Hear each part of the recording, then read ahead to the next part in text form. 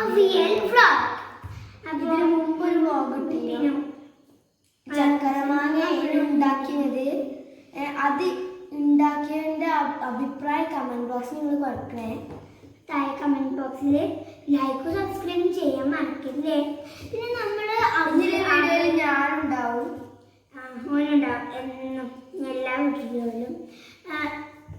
അപ്പോൾ ഗൈസ്, നമ്മള് അവിയൽ ഉണ്ടാക്കുന്ന സാധനങ്ങളൊക്കെ ഞാൻ പറഞ്ഞുതരാം. ഇതാണ് കുമ്പളങ്ങ. പണ്ട് കാലത്തൊക്കെ ആൾക്കാർ പറഞ്ഞത് പച്ചക്കറിയുടെ രാജ എന്നാണ്. ഇപ്പോഴും കുറെ ആൾക്കാർ പറയണുണ്ട്. നിങ്ങളുടെ മുത്തശ്ശിമാരോടൊക്കെ ചോദിച്ചാൽ മതി. അപ്പോൾ കുമ്പളങ്ങ, പിന്നെ കയ്പങ്ങ. കയ്പങ്ങ വള്ളിയാണ്, വള്ളിയിൽ നിന്നാണ് ഉണ്ടാകുന്നത്. കുമ്പളങ്ങയും വള്ളിയിൽ നിന്നാണ് ഉണ്ടാകുന്നത്. പിന്നെ പച്ചവാഴക്ക വാഴയിൽ നിന്നാണ് ഉണ്ടാവുന്നത് കേട്ടോ.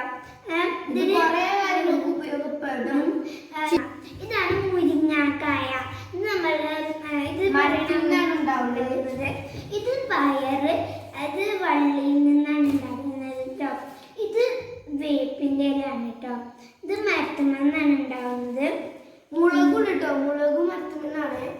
പോലത് ക്യാരറ്റ്, കുറേ പോഷകയാണ്. ക്യാരറ്റ് മണ്ണിൻ്റെ അടിയിലാണ് ഉണ്ടാകുന്നത്. പിന്നെ പണ്ട് നിങ്ങൾ ഒരു കടങ്കഥ കേട്ടിട്ടുണ്ടോ? കാട്ടിലൊരമ്മ കൊടിയും ചൂടി നിൽക്കുന്നത്. അത് ഇതിനെ കുറിച്ചാണ് കേട്ടോ. ഇതിൻ്റെ പേര് ചേന. ഇത് കിഴങ്ങ് വർഗത്തിലെ ഒരു വർഗത്തിൽപ്പെട്ടതാണ്. ഇത് ഞങ്ങളൊരു പീസ് മാത്രം എടുത്തിട്ടുള്ളത്. അപ്പൊ നമുക്ക് അവിയലിക്ക് അരപ്പ് തയ്യാറാക്കിയാലോ? എങ്ങനെയാണ് അരപ്പ് തയ്യാറാക്കുന്നത് നോക്കിയാലോ?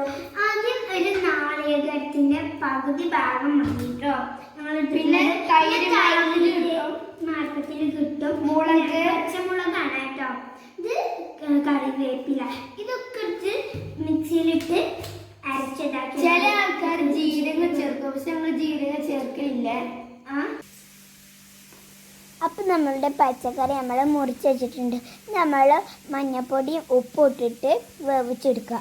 എന്നിട്ട് നേരത്തെ ഉണ്ടാക്കി അരപ്പെടുത്തങ്ങാണ്ട് ഒഴിച്ചിട്ട് വേപ്പിൻ്റെ ഇല വെളിച്ചെണ്ണ ഒഴിച്ചാൽ നമ്മളുടെ